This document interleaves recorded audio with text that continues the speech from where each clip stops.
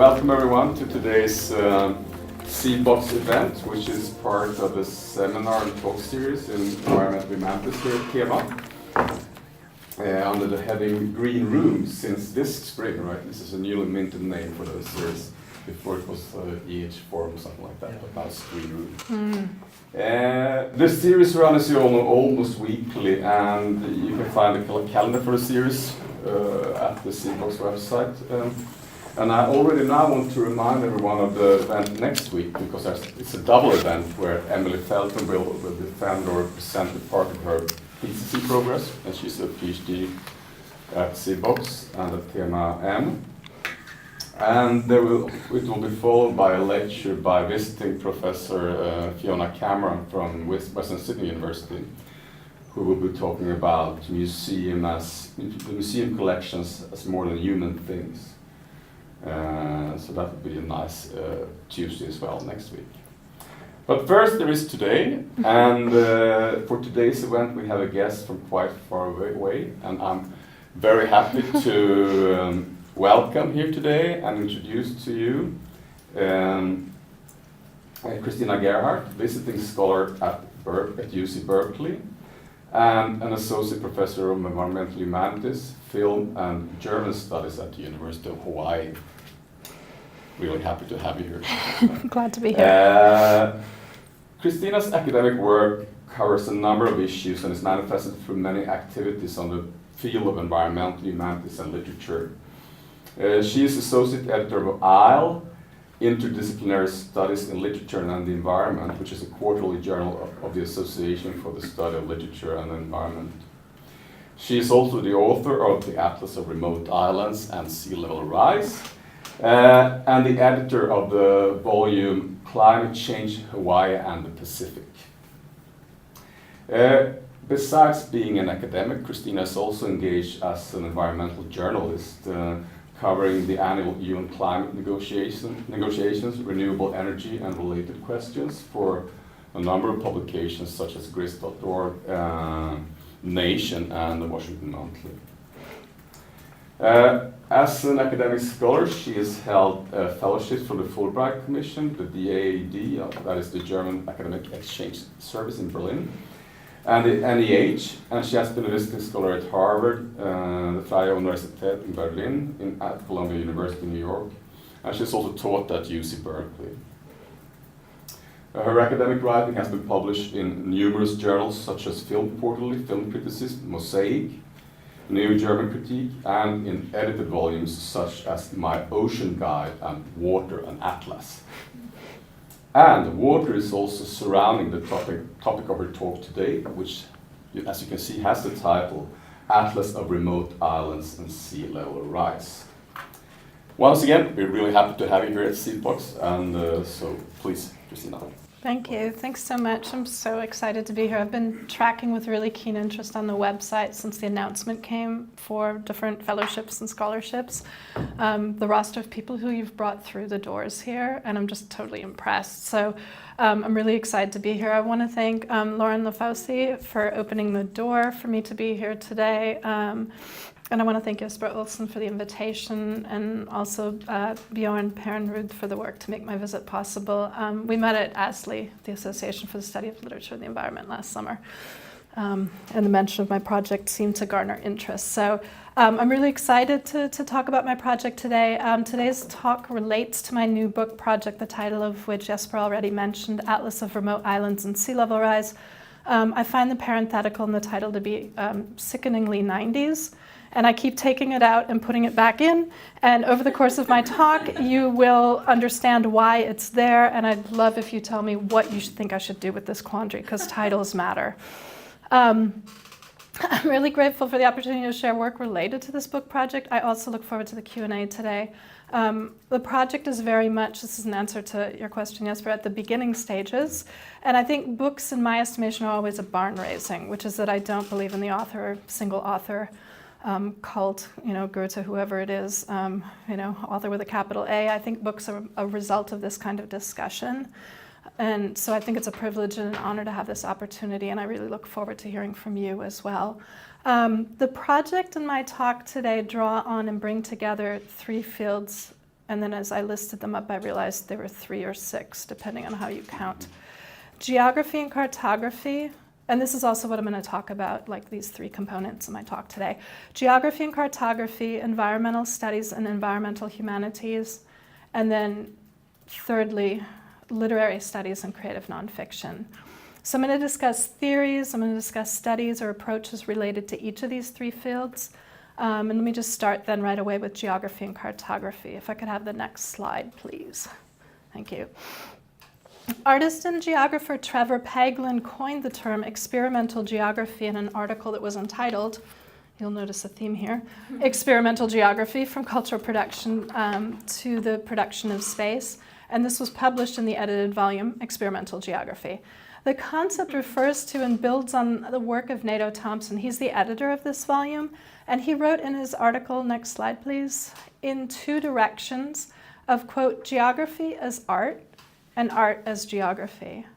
So drawing on both fields, art and geography, Trevor Paglen at once tracks what stories geographies tell us, such as his work with A.C. Thompson, which was to track planes involved in the CIA renditions program, published in a book under the title of Torture Taxi, bringing into light what otherwise might have been invisible or conjecture to the historical record.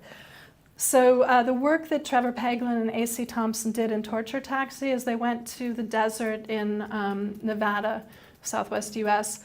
They used telelenses. I mean, they were, available to the public, but also extremely expensive, so not available to the entire public. And they brought the tails of planes that were flying in and out of this military base up really close, and then used publicly available materials to document where they were coming from and going to, and therefore proved that the CIA renditions program was actually happening, contrary to what then President Bush had argued. So this is an example of where they take things that are invisible, and it's very much a preoccupation of Trevor Paglen's work, and why he was involved with the Edward Snowden documentary. He's looking at bringing things that would otherwise be invisible from the historical record to the historical record, right, making visible. Inversely, though, Paglen also recognizes that while mapping or geography tells us one version of how the present came to be or what really constitutes it, it can also tell stories of what possible plans or futures have been foreclosed. So to that end, it can suggest alternative futures, as I said, that were foreclosed, or generate ideas for possible futures that can be activated. And I'll give you some examples of that in a moment. So that is, the very act of mapping could activate the speculative realm and political movement for a different future. In terms of the speculative, I'm thinking here also of work that Fred Moten has referred to as speculative practice. Let me give you some examples here. Next slide, please. Bay Area author Rebecca Solnit's Trilogy of Atlases, Infinite City, a San Francisco Atlas from 2010, Unfathomable City, a New Orleans Atlas from 2013, and next slide, please.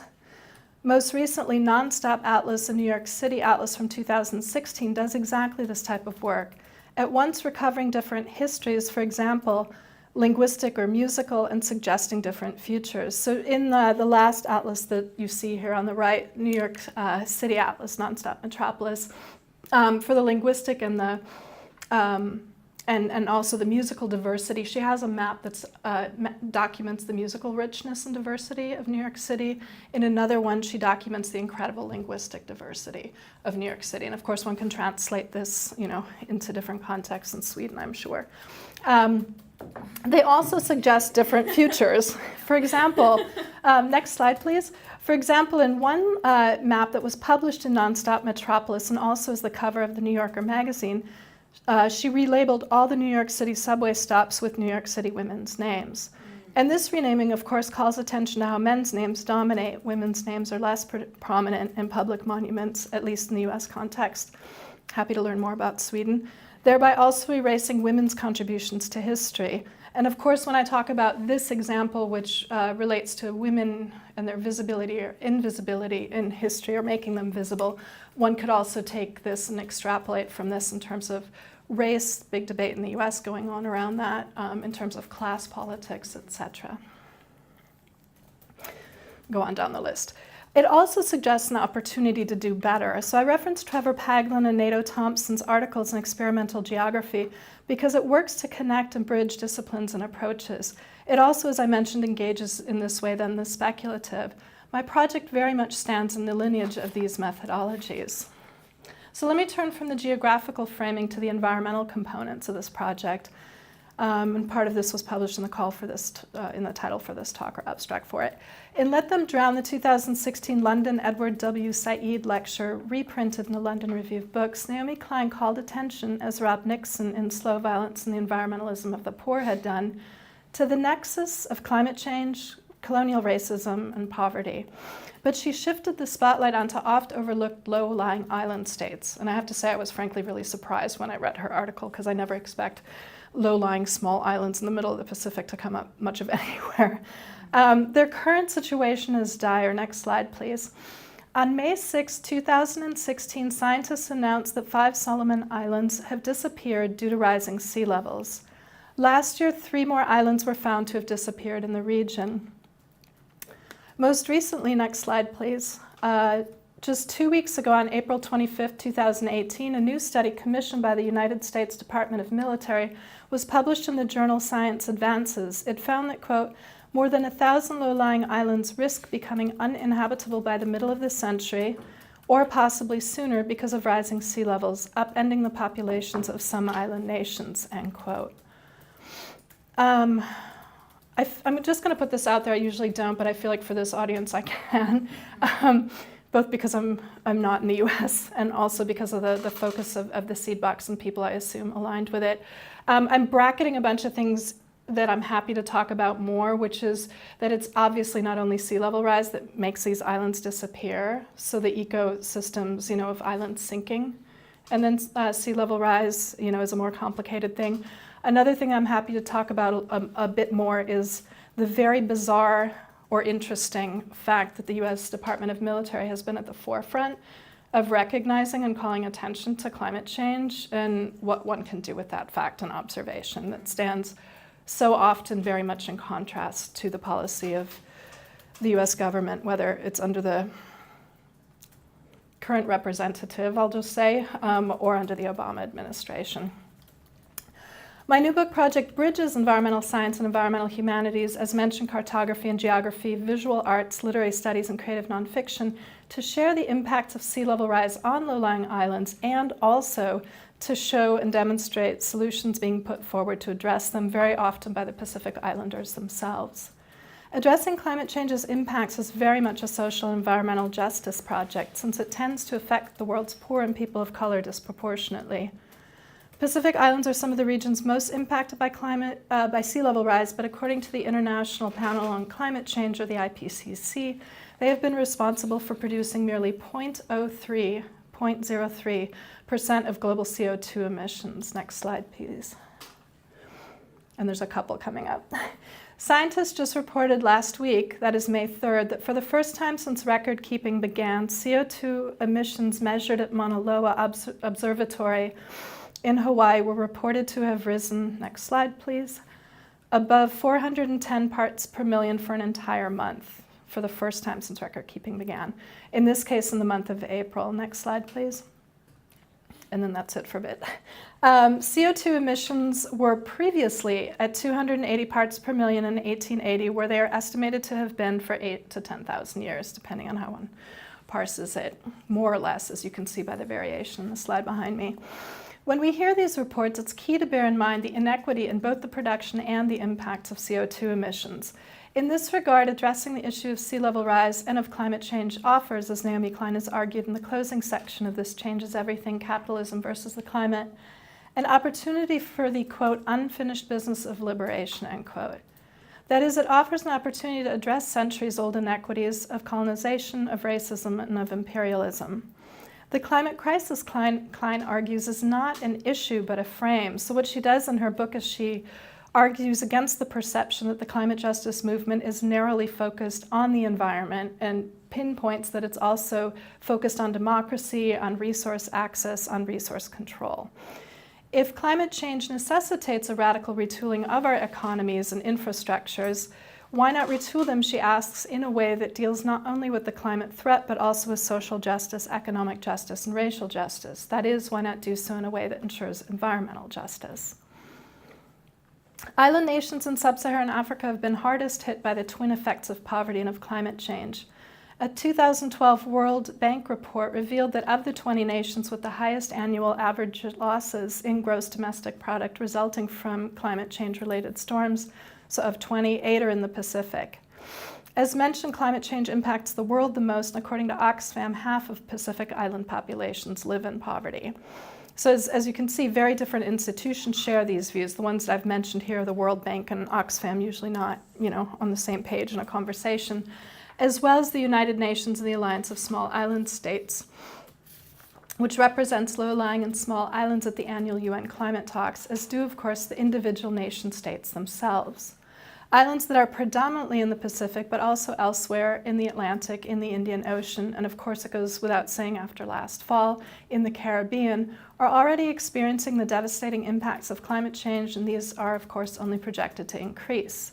Prior to last year, perhaps, aside from the occasional flare-ups in international national media, and again, I'm saying this coming more from the United States perspective in terms of its media, typically in relationship to the storm season, which consists of typhoons, tropical cyclones, tropical storms, and hurricanes, or to sea level rise, little attention there has been paid to the ongoing struggles of island nations related to climate change. And the reasons for this oversight of the impact of climate change on island nations are numerous. If I could have the next slide, please. First, Pacific Islands are located, here's the remote part. Pacific Islands are located remote from continental land masses. Historian Paul Darcy has argued colonization, its territorial carving up of the Pacific, so amongst different nations that were colonizers, be it France, the UK, the US subsequently, and replacement of existing structures with new institutions often defined islands as isolated spaces, so as entities unto themselves, the word insular kind of bespeaking that, right? Yet this reading erases from view, as Tongan and Fijian anthropologist Epeli Hau'ofa has pointed out, the very real relations among Pacific Islanders that informs both the real as well as the imaginary. These relations are evidenced, as literary scholar Teresa Shuri, who's a professor of English at UC Santa Barbara, underscores, in, quote, myths and legends, shared linguistic roots, and material histories such as exploration, migration, kinship, and tracing. So just to give a little example of that, Tahiti, people speak French because of French colonization, and yet the very, the origin of the Tahitian language is tied to the Hawaiian language. Now that means if one has the capacity to speak the Hawaiian language, where English, because of colonization, is of course the lingua franca, then Hawaiians and Tahitians could speak with one another. But that's where the language revitalization or preservation programs and culture, et cetera, becomes very key. Where am I here? Okay.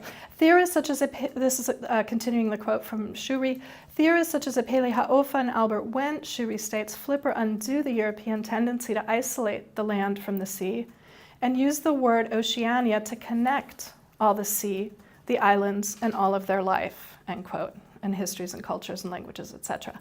In other words, while colonization reads the islands as remote and as isolated, Pacific islands and islanders, for example, dispersed among an ocean, read it as the center, this ocean as the center, and deem themselves to be very connected. So when I first moved to Hawaii, I got a map of the Pacific because I had so much to learn.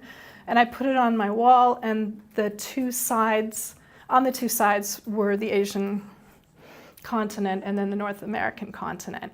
And that's a very Pacific Islander way of looking at that region. But Craig Santos Perez, the poet from Guam, he's talked about how usually when he emigrated from Guam with his family to the San Jose Bay Area, they asked him to explain where his island, where his home was, and he said it often wasn't on the map, even though it's a US territory, right?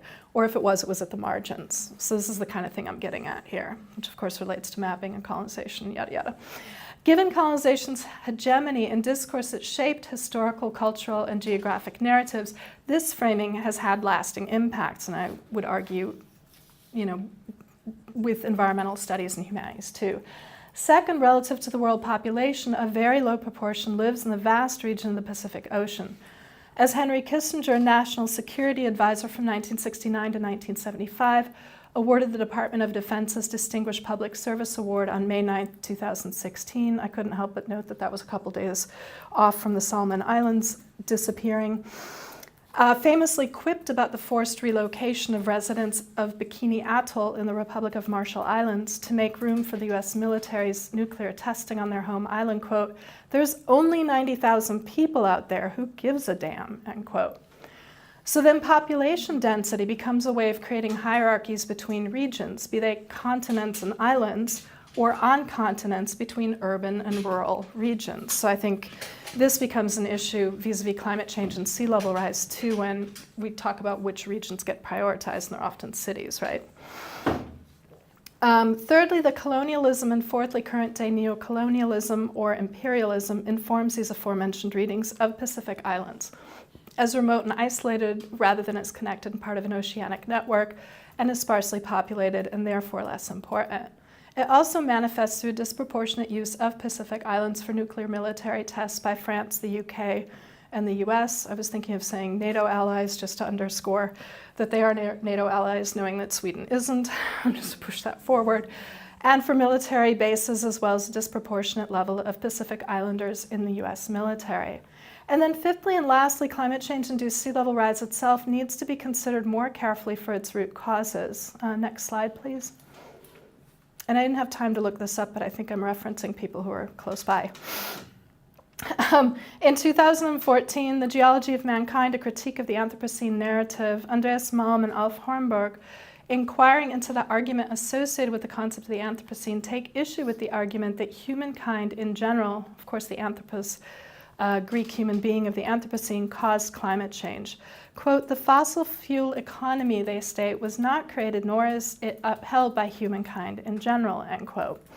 Donna Haraway and Jason Moore, among other scholars, have sought to complicate as well the notion of the Anthropocene by suggesting the terms Thulucene and Capitalocene, and the two other works that are listed on the slide behind me.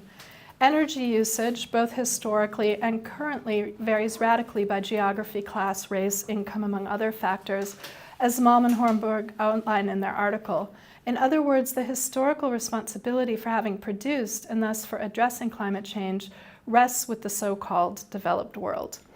For this reason, many have started talking about and lobbying for reparations to repay what they deem to be the climate debt. In these ways, climate change and sea level rise cannot be read outside a history of colonialism and neocolonialism, capitalism and imperialism. And the mentality that produced climate change continues by overlooking the current day plight of low-lying Pacific Islands. So my new book project then, Atlas of Remote Islands and Sea Level Rise, aims to present both the effects of climate change on island nations and islanders' fights to address and resolve these effects. But my book takes a different tack than previous studies, drawing on years of work as an environmental journalist, work that, as Jesper mentioned, his generous introduction, is published under the name, I should probably put this forward, Tina Gerhardt. So while I was a grad student, I was doing this work, knowing how conservative the US is in terms of whether or not it has even figured out, in terms of an administration, to recognize climate change. I put that under Tina Gerhardt and academic work under Christina Gerhardt, because I thought it would be good to have a job at the end of the day, so that Google searches, brought up one thing or the other, and at this point I'm running it together. The wonders of having a job and having tenure. And that's an issue that I'm happy to talk about, like doing two different kinds of writing, and also the politics of that decision is something I'm happy to talk about more in the Q&A. The venues in which I published that Jesper mentioned, aside from Grist, which he mentioned, The Nation is so far to the left that for a lot of people in the US, at least, it's hair-raising. I think for Europe, it's not. The Washington Monthly as well, The Progressive and Climate Progress. So drawing on these years of work as an environmental journalist and on my training in research and literature, which combined led to considerations and exchanges about which narrative strategies best reach audiences, I came up for the idea of this book, I should say when environmental journalists meet covering the annual UN climate negotiations, especially coming from the US and with this kind of gridlock in terms of messaging, if you will, there is a lot of energy expended on whether or not to engage with climate deniers.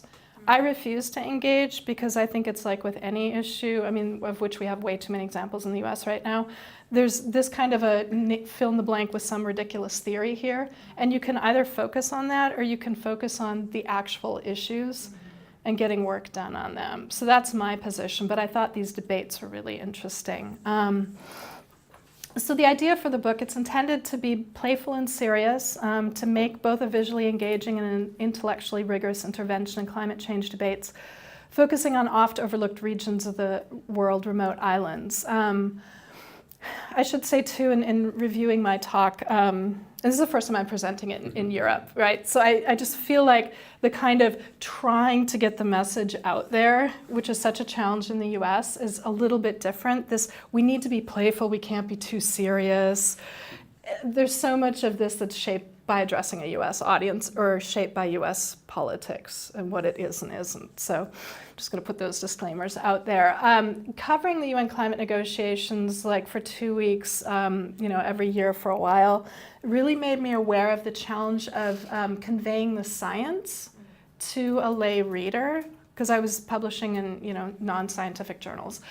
So that's one challenge, and it definitely is a challenge. The other challenge that I encountered that I was grappling with that go into this project is how to sustain a reader's interest when, and y'all have probably had various discussions about this or thought about it, I assume, how to sustain a reader's interest when so much of what you are putting forward is quote unquote so bleak. Now again, I feel like that's much more of an issue in the US. I honestly don't know, but I grew up in a really political family. My aunt was one of the co-founders of the Green Party, and that's key for my attitude because I grew up with that on this issue in Germany. When things are so bleak, I don't give up. And that's because that's just how I grew up. I feel like, I don't know if that's a US thing or different responses to politics, but those are questions that I've often received, and they kind of inform this project. So, what went into it then is these questions of how to translate, how to sustain interest, how to lead readers to care about the issue and want to take action. And to me, it might seem cheap not being in the US context. A coffee table book seemed to be one way to smuggle in an environmental and a political message to a greater audience. Next slide, please. So my book is modeled on Judith Shalansky's best-selling and award-winning Atlas of Remote Islands, 50 Islands I Have Never Set Foot On and Never Will, published in the original German by Mare Verlag in 2009 and then by Penguin in 2010. I corresponded with Shalansky, initially thinking about working with her on the book, and she supports the book idea. We're not going to work on it together. How many of you are familiar with this book? Yeah? No? Okay, so I'll just pass it around if you're not familiar with it. I'm happy to talk about the ups and downs of that book and the kinds of revisions that my project is undertaking from it. So like her book, Atlas of Remote Islands and Sea Level Rise, will feature a map of an island or an archipelago on a recto page and information about the island on the opposing or verso page. This information includes the ocean or the sea in which the island is located, its latitude and longitude for some islands and not for others in the Pacific. I might leave the latitude and longitude out. And that would be to acknowledge the traditional oceanic navigation systems, which were not based on compasses, but on observations, so not on latitude, longitude, but on observations of the stars, ocean swells, flight patterns of birds, other natural signs. The island's original or other names often bespeaking colonial legacies, its size or area, whether or not it's inhabited, if so, the names of its indigenous people's nation, its population, its distance from neighboring islands. A brief timeline highlighting the history, both indigenous and pre-contact, colonial and climate change related, 1500 to the present. And that, when the book goes around, you'll see that pretty much dovetails with what's at the top of her page, but with some tweaks to focus more specifically on environmental factors. This page will also feature, like Shalansky's book does, but again with these tweaks, a paragraph-long essay. In my case, it's going to be creative nonfiction that includes histories and stories illuminating key aspects of the island. So it's history, it's flora, it's fauna, stories about their inhabitants, their languages, their cultures. And then lastly, it's going to present the impacts of sea level rise on the island and the solutions being put forward, as mentioned often by the islanders' inhabitants themselves, to address these effects, be they political solutions negotiated at home or abroad, such as buying land elsewhere, resettling an entire population, or on the ground practical solutions such as preserving coral reefs, planting mangrove trees, or building seawalls.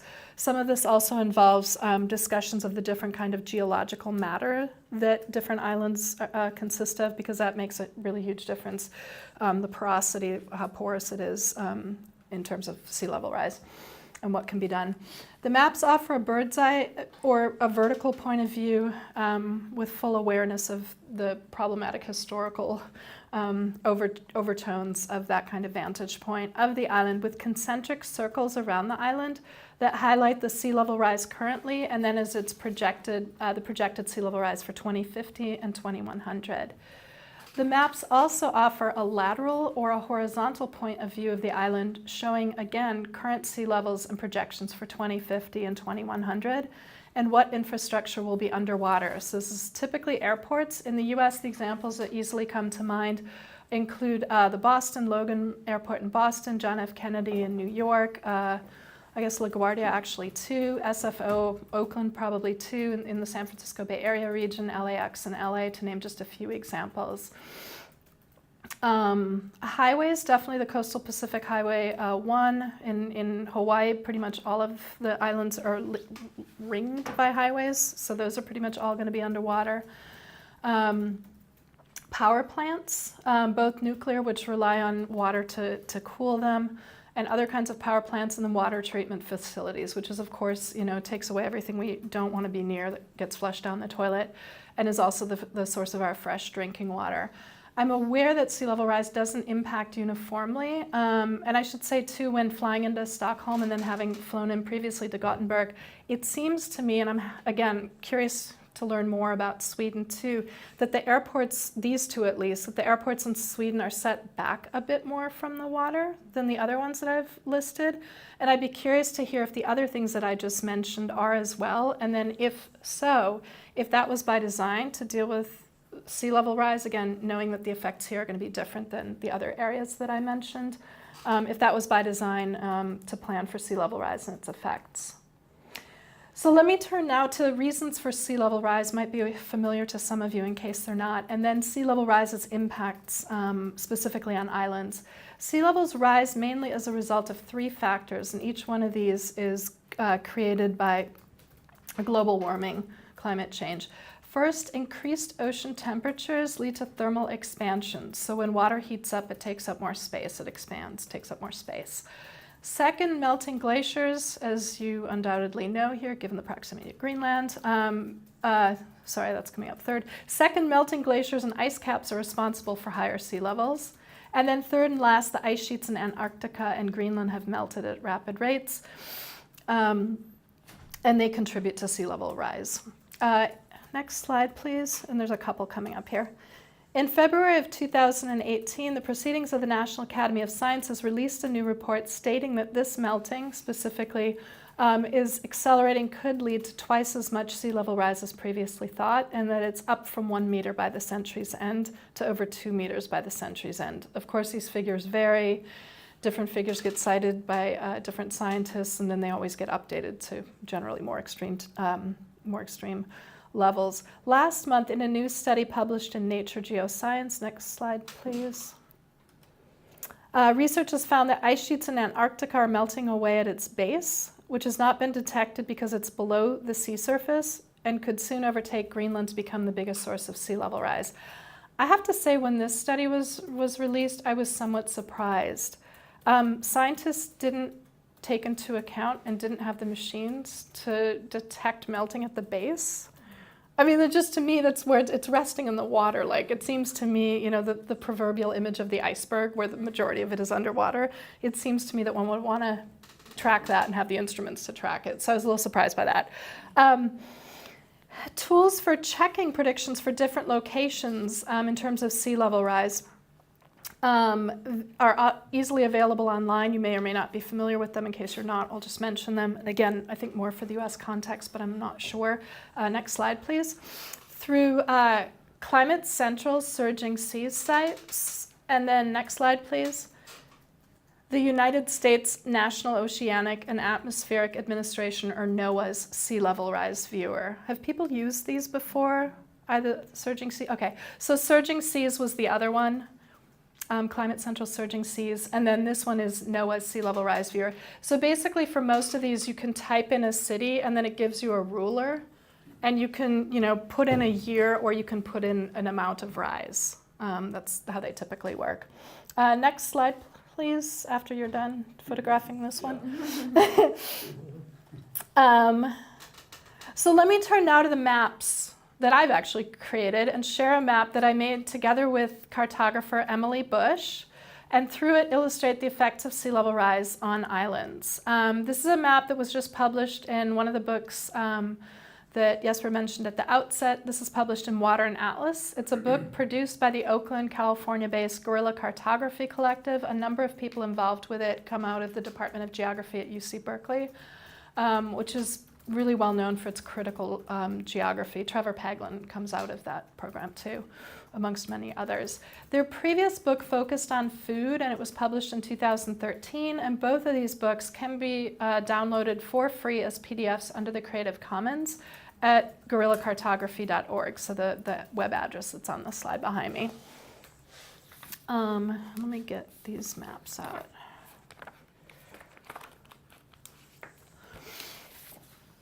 I'm going to pass 2 around, and I don't have enough copies for everyone, but if you could just take one and then, not the other ones, so that people sitting next to you have different have different maps, and you can share in that way, if that makes sense. Like take every other one. The other map that I'm sharing is one. All good? Yes. Cool.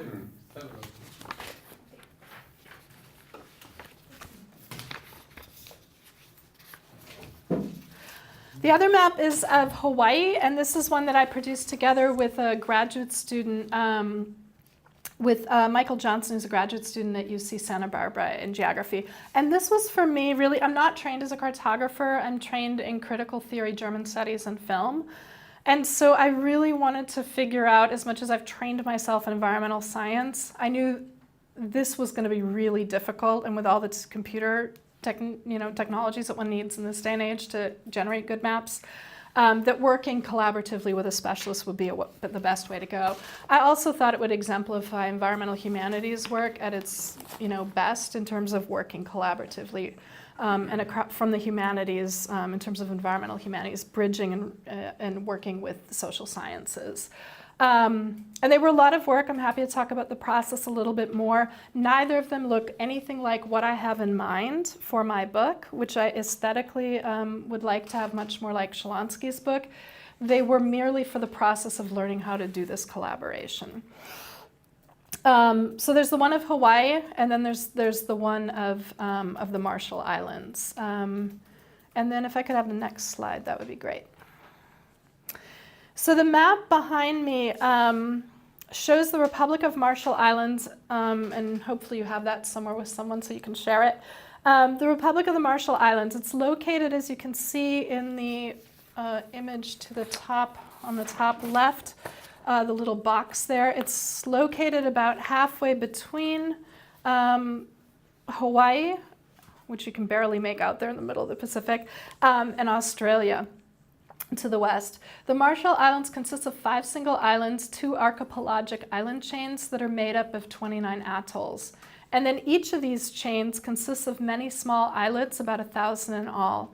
Together, the Marshall Islands, in terms of its actual square footage of the islands, totals 181 square kilometers, and it's spread out over 1.9 million square kilometers. I had to fact check that, and I keep checking it because I'm like, are those two numbers, 181 square kilometers over 1.9 square kilometers? I mean, that's just incredible, million square kilometers of ocean.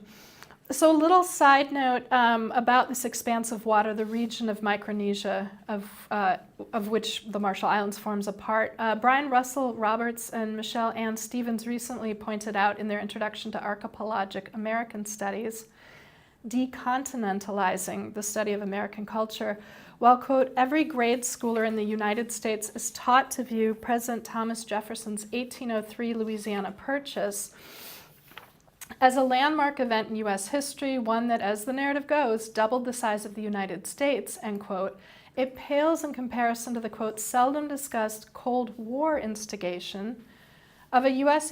and one could think about the Pacific not being, being remote and therefore not visible, less populated, therefore not important.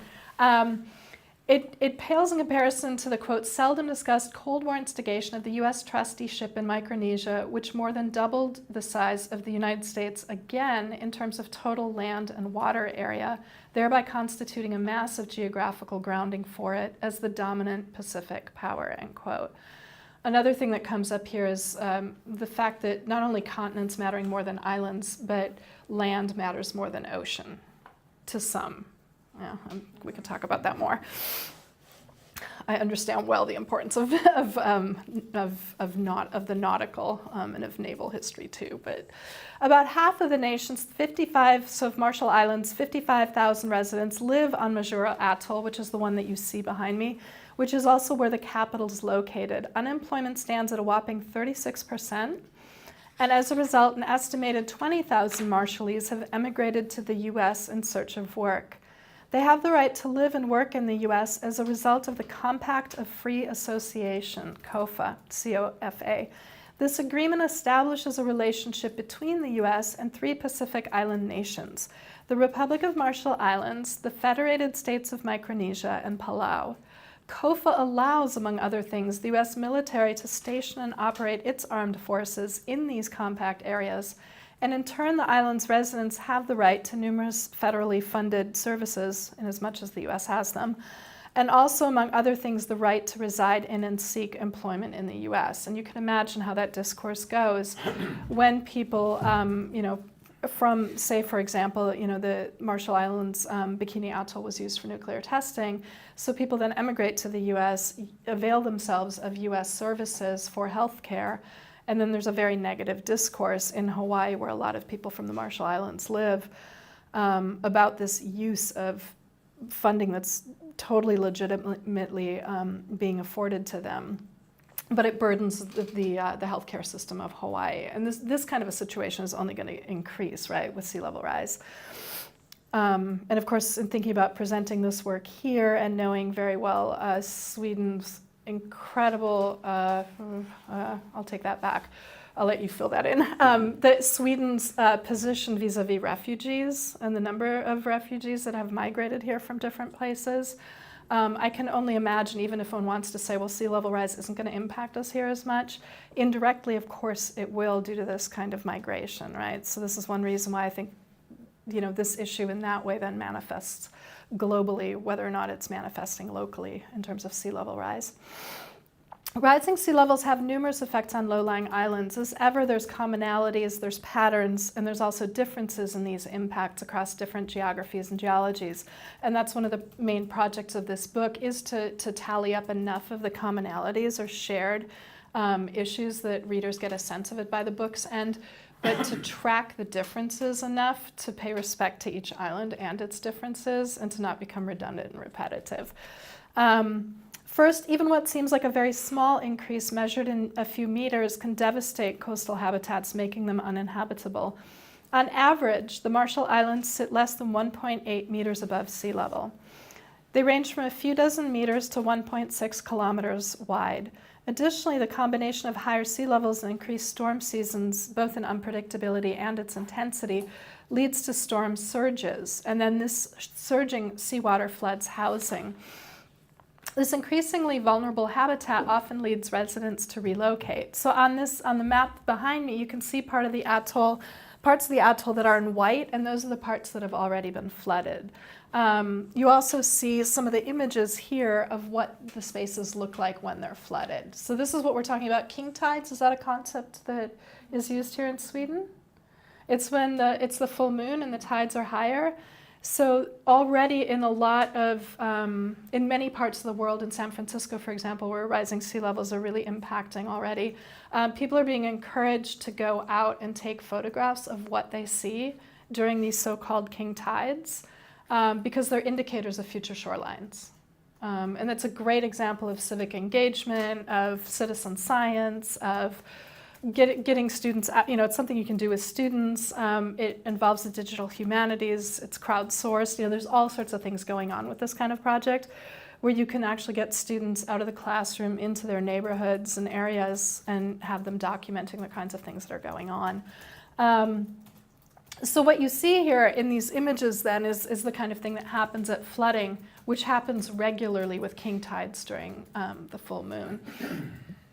Rising sea levels, of course, challenge not only human but also animal habitats, and by which I, of course, in this context don't mean only mammals, but also a loss for fish, as well as birds and plants. And I'm thinking here again on ground as well as in the waters, right?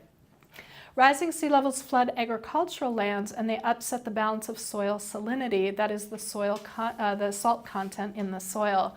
Salinization, or increased salt content in the soil, is a concern because excess salt hinders crops' ability to take up water. So if you have too much salt in the soil, it can't hold water anymore, and that becomes a problem for agriculture.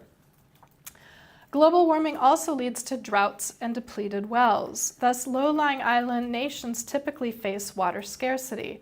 So they're therefore challenged by a double whammy of having at once too much water, salt water, and not enough water, fresh water. The salinization of aquifers, so drinking wells, result in limited drinking water as well as of agricultural soils, and these factors together make life on islands increasingly unsustainable. So what you see on this map is you see Laura on the west in this yellowed region, yellow or ochre, and that area is the freshwater lens aquifer that provides 60% of this atoll's drinking water. You also see two dots there that mark the two freshwater drinking supply wells. And then you see how that, in that photo, you see how that well looks during flooding.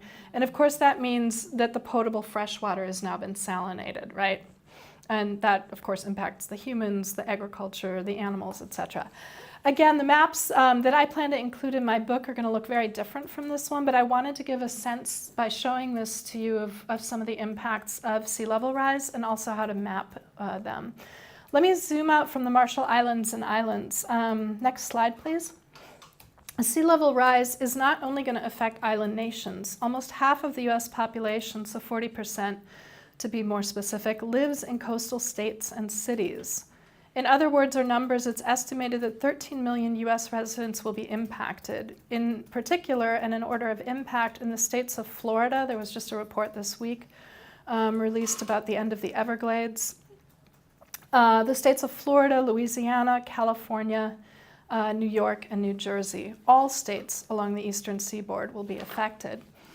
After the impacts of Hurricane Katrina on New Orleans in 2005 and of Hurricane Sandy on New York in 2012, and then of course the hurricanes of last fall, Harvey, which struck Houston, Irma, which struck the islands of Dominica and then Florida, and Maria, which hit Dominica and left Puerto Rico in a total blackout that was projected to last for up to 6 months. And they keep, I don't know if you see this in the news, they keep ending up in blackouts even when power is restored.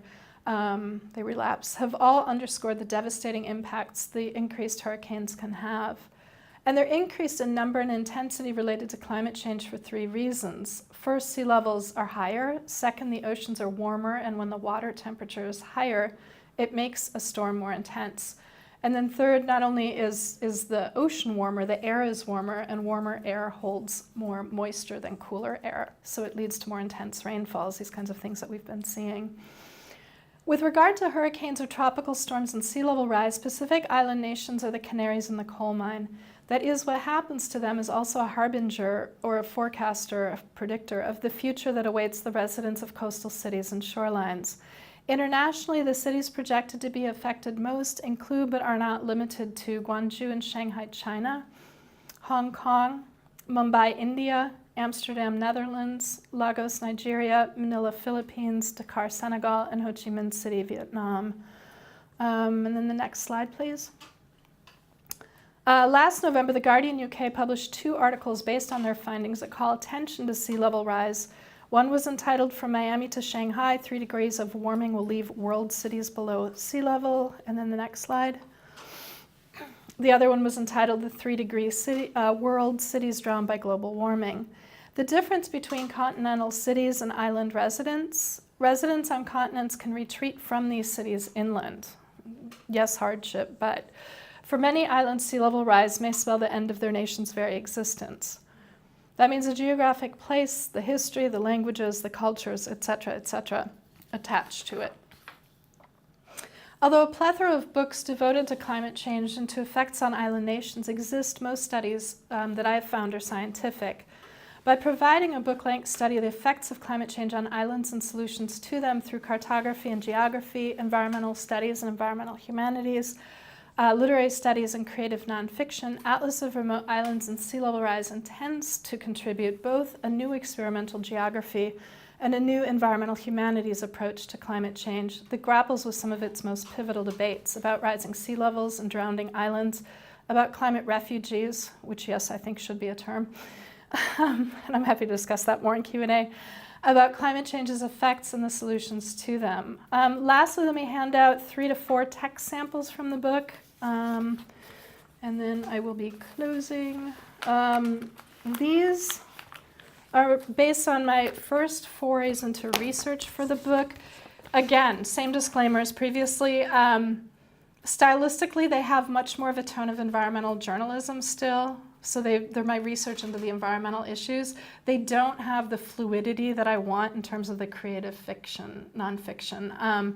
And they don't really have enough of I want to really read some of the literature and more of the culture of these different islands and have that infuse and inform these different essays.